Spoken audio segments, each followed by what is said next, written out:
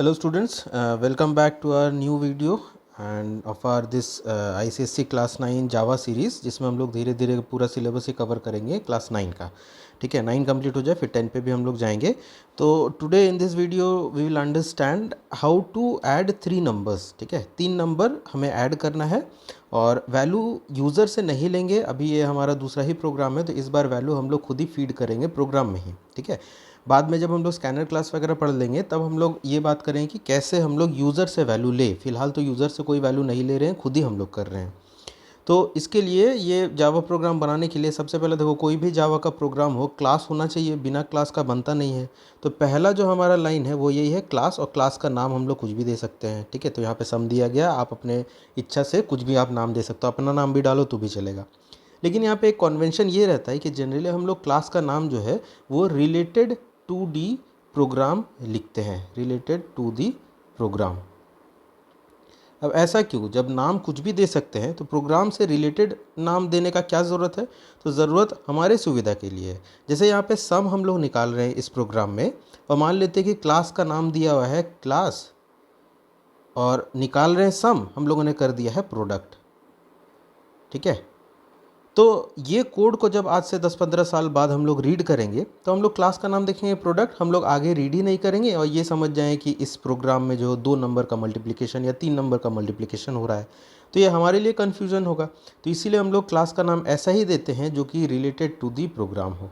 ठीक है, तो ये चीज़ है, और आप ऐसे तो कुछ भी नाम दे सकते हो, इसमें कोई पाबंदी नहीं है। ठीक है, next line is public static void main and then string args। अब यहाँ पे हम लोग इस प्रोग्राम में इन सभी वर्ड्स का मीनिंग समझते हैं। पहला जो पब्लिक वर्ड है, ठीक है, पब्लिक होता है एक एक्सेस स्पेसिफायर। इसका मतलब इस कोड के अंदर जो जो चीज़ें लिखी हुई है उसको हम लोग कहीं बाहर से भी या किसी दूसरे क्लास से भी एक्सेस कर सकते हैं। अब हम लोगों ने पहले भी पढ़ा हुआ है कि क्लास क्या चीज़ होता है और सब क्लास क्या चीज़ होता है। ठीक है, तो क्लास के अंदर ही सब क्लास होता है। एग्जाम्पल, अगर क्लास है हमारा व्हीकल, तो सब क्लास क्या हो जाएगा? बाइक। ये व्हीकल के अंदर में ही ना आता है। ठीक है, तो अगर हमारा यहाँ पे एक्सेस स्पेसिफायर पब्लिक है, इसका मतलब हम लोग किसी और क्लास में से इसके अंदर का कोड को एक्सेस कर सकते हैं, इसके अंदर का डेटा एक्सेस कर सकते हैं। ठीक है, तो ये चीज़ होता है पब्लिक का। देखो, क्लास में ना आप लोग जब ऐसे स्कूल वगैरह में पढ़ोगे, आपको बोल दिया जाएगा कि शुरू का 3 लाइन को रट लो, मेमोराइज़ कर लो, क्योंकि अभी जितना भी हम लोग जावा का प्रोग्राम पढ़ेंगे स्टार्टिंग का 3 लाइन सब में सेम रहेगा, सब में कॉमन रहेगा। और क्लास में टीचर जो बोल देते हैं इसको लर्न करने का, लेकिन लर्न नहीं करो, यहाँ पे हर एक वर्ड का अपना अपना मीनिंग होता है, तो मीनिंग आप समझ जाओ। अब टीचर फिर लर्न करने को क्यों बोलते हैं? क्योंकि ये सारा है ना, ये हायर ऑर्डर कॉन्सेप्ट्स है। अभी अगर आपको बताया जाए तो हो सकता है कुछ लोगों को समझ में ना आए, तो इसीलिए चीज़ों को ईजी बनाने के लिए फ़िलहाल आपको लर्न करने को ये बोला जा रहा है। ठीक है, लेकिन मैं आपको एक्सप्लेन कर देता हूँ हर एक वर्ड का मीनिंग क्या है। समझ में आ रहा है, अच्छा बात है, नहीं आ रहा है तो स्किप कर देना। आगे जब आप 10th क्लास में जाओगे तो उस टाइम में ये सारे धीरे धीरे समझ में आ जाएगी। ठीक, एक चीज़ ध्यान रखना कि ये हम लोग पढ़ रहे हैं एक भाषा, एक लैंग्वेज पढ़ रहे हैं। ठीक है, और किसी भी लैंग्वेज को 1-2 दिन में नहीं सीखा जा सकता, 1-2 वीडियो देख के नहीं सीखा जा सकता। अब बचपन से हिंदी पढ़ रहे हो, या हिंदी तो आपका मदर टंग होगा, most of the people there mother tongue is Hindi only. ठीक है, फिर भी आप हिंदी में बहुत सारे चीज़ जो अभी भी गलत बोलते हो, गलत, उसका लॉजिक आपको पता नहीं रहता। जैसे आप खुद बताओ कि बस या ट्रेन ये हमेशा आ रही होती है या फिर जा रही होती है। अब आपको पता कैसे चला कि बस और ट्रेन जो है वो फीमेल है, तो इसमें रही लगा रहे हो, रहा क्यों नहीं लगाते हैं? बस आ रहा है, ट्रेन आ रहा है, ये नहीं बोलते। हम लोग बोलते बस आ रही है, ट्रेन आ रही है। तो इसका क्या लॉजिक है मेरे को तो पता नहीं, आपको पता होगा तो आप कमेंट करके बता देना। ठीक है, तो जो चीज़ हिंदी हम लोग बचपन से पढ़ रहे हैं, हमारा बहुत सारे लोगों का ऐसा है कि ये मदर टंग है, फिर भी हमें इन सब चीज़ों का लॉजिक पता नहीं है, 100% हिंदी का नॉलेज हमें नहीं है। तो हम लोग कैसे एक्सपेक्ट कर ले कि 1-2 वीडियो देख के जो जावा लैंग्वेज है ये 100% हम लोग सीख जाए? ठीक है, तो कुछ चीज़ें ऐसी होंगी जो फ़िलहाल आपको नहीं समझ में आएंगी, वो प्रैक्टिस के साथ धीरे धीरे आएगा। तो प्रैक्टिस करते रहना है, हड़बड़ाना नहीं है, धीरे धीरे करके हम लोग इस सारी चीज़ों को कवर करेंगे।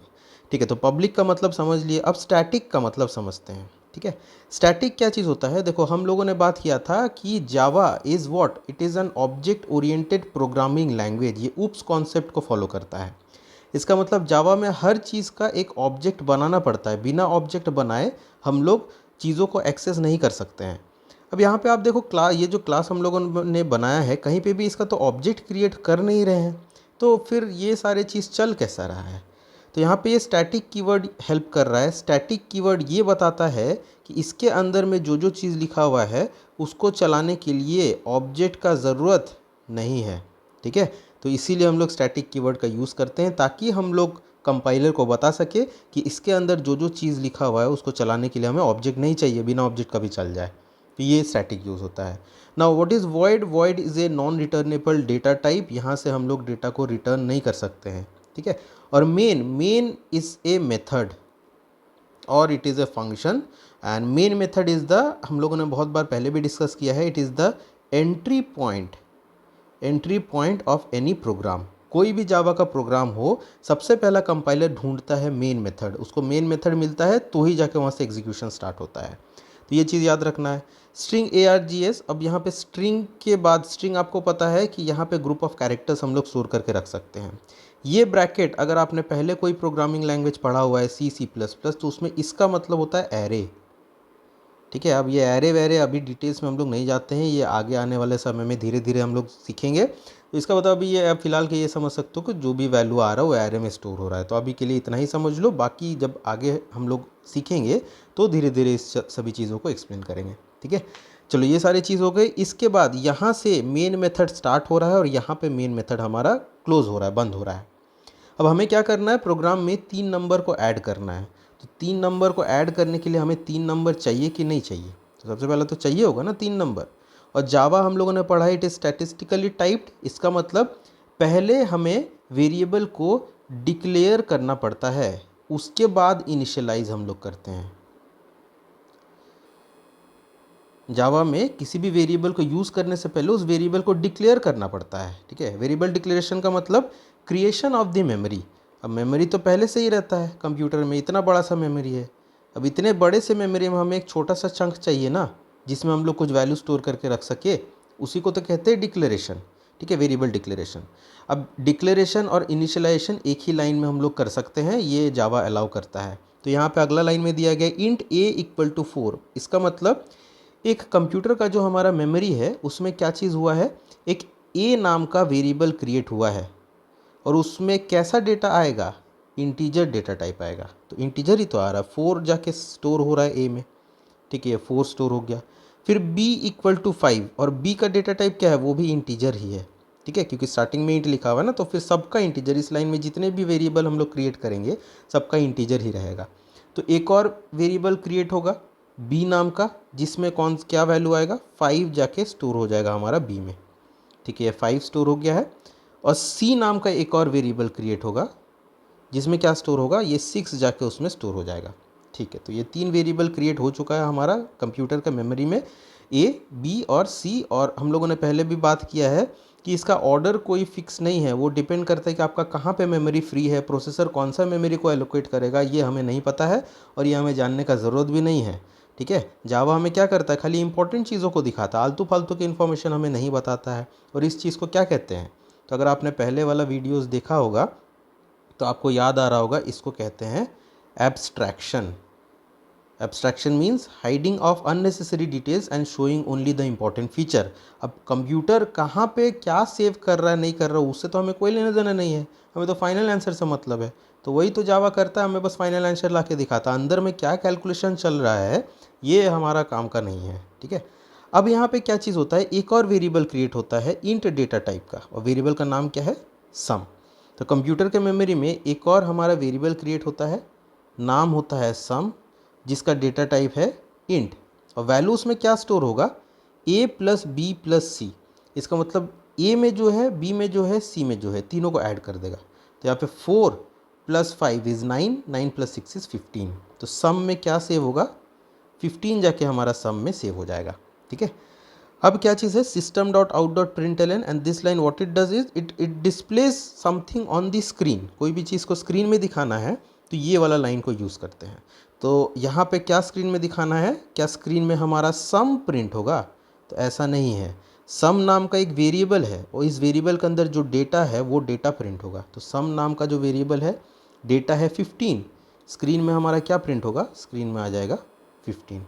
अगर आपको सम ये SUM स्क्रीन में दिखाना है तो आपको क्या चीज़ करना पड़ेगा, यहाँ पे जो भी आपने प्रिंट एलन के बाद ये चीज़ लिखाना है, इसके स्टार्टिंग में डबल इन्वर्टेड कॉमा, एंडिंग में डबल इन्वर्टेड कॉमा, तब जाके ये स्क्रीन में हमारा दिखेगा। लेकिन फ़िलहाल के लिए हमें स्क्रीन में सम तो नहीं चाहिए, हमें उसका अंदर का वैल्यू चाहिए। वैल्यू 15 है, इसीलिए डबल इन्वर्टेड कॉमा नहीं लगाया गया है। ठीक, फिर ये semicolon, what is the function of this semicolon, आप बताओ। पिछला वीडियोज़ में भी हम लोगों ने डिस्कस किया है। ठीक है, सेमीकोलोन क्या होता है, इट इज़ ए टर्मिनेटर। ये कंपाइलर को बताता है कि भैया लाइन ख़त्म हो गया, यहाँ पे आपको आगे नहीं जाना है, आपको किधर जाना है, नीचे। ठीक है, इसीलिए ये सेमीकोलन हम लोग यूज़ करते हैं। ठीक है, चलो, तो इतना हमारा प्रोग्राम हो चुका है। अब यहाँ पे क्लास यहाँ ओपन हुआ था और ख़त्म कहाँ हो रहा है, यहाँ ख़त्म हो रहा है। ये तो मेन मेथड का ओपनिंग और क्लोजिंग था, और इनको ना ब्लॉक बोलते हैं। ये एक ब्लॉक हो गया ब्लॉक 1, ये दूसरा ब्लॉक हो गया ब्लॉक 2। तो ये कर्ली ब्रैकेट के अंदर जो जो लिखा रहता है उनको हम लोग ब्लॉक्स बोलते हैं। ठीक है, या फिर group of statement, single single line को स्टेटमेंट बोलते हैं। ये स्टेटमेंट, ये स्टेटमेंट, ये statement, group of statement is known as block. तो ये सारे भी हम लोग धीरे धीरे करके डिटेल्स में डिस्कस करेंगे। So this is how your this program will work. ठीक है, अच्छा, अब यहाँ पे ये सारा जो हम लोगों ने रफ वर्क किया है, तो कंप्यूटर में इसको एक टर्म दिया गया है। टर्म क्या चीज़ है, इसको कहते हैं ड्राई रन। ठीक है, तो अभी से हम लोग ये सारे जो रफ वर्क करेंगे तो उसको रेफ़र करेंगे एज ए ड्राई रन, क्योंकि इसका जो मीन ये जो टर्म है associated to this rough work in computer, that term is dry run only. Okay, so एक और बार अगर इसको हम लोग रिकैप करें तो यहाँ पे क्या चीज़ हो रहा है, इंट a = 4, a नाम का वेरिएबल बन रहा है जिसमें 4 स्टोर होता है। b = 5, b नाम का वेरिएबल बन रहा है जिसमें 5 स्टोर हो रहा है। c = 6, c नाम का वेरिएबल बन रहा है जिसमें 6 स्टोर हो रहा है। इंट s सम नाम का भी वेरिएबल बन रहा है जिसमें फ़िलहाल कुछ स्टोर नहीं हो रहा है।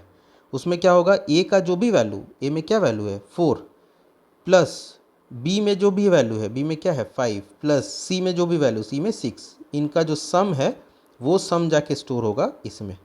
ठीक है, तो ये 15 हमारा आ रहा है, तो 15 जाके सम में स्टोर हो जाएगा। फिर system.out.println सम, जो भी सम का जो वेरिएबल हम लोगों ने क्रिएट किया उसमें जो भी वैल्यू है, वैल्यू 15 है, स्क्रीन में बस हमारा 15 दिखेगा। So this will be our output. ठीक है, ये हमारा आउटपुट रहेगा। बाकी बैकग्राउंड में ये सब क्या हो रहा है नहीं हो रहा है ये हमें नहीं दिखाया जाएगा।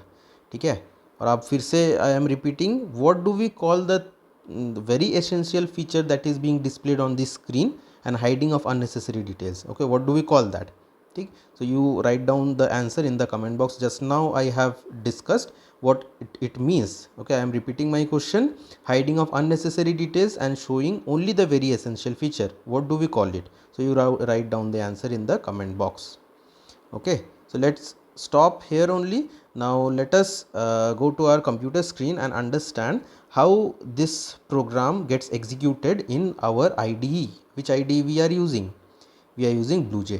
Okay, so in the next video we'll understand how these things work, and intentionally we will also make some error to like get to know how to rectify those errors. जैसे आपको जब प्रैक्टिकल में करने को दिया जाएगा तो आप गलती, ऑब्वियस सी बात है, आप करोगे तो उस गलती को ठीक करना भी तो आना चाहिए। So I will intentionally make some errors so that I can make you understand how to rectify those errors.